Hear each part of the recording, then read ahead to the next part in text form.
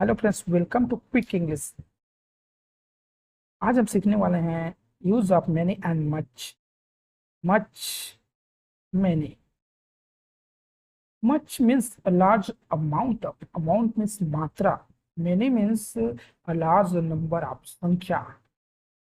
संख्या के संख्या के सेंस में यूज होता है मैनी का, एंड अमाउंट मात्रा के सेंस में यूज होता है मच का।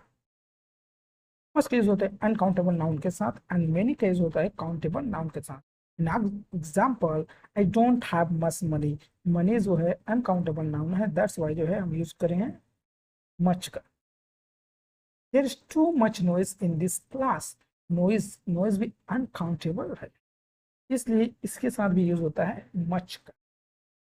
How many people are there at the concert. People, people जो है काउंटेबल नाउन है, दैट्स वाई हम यूज किए हैं मेनी का।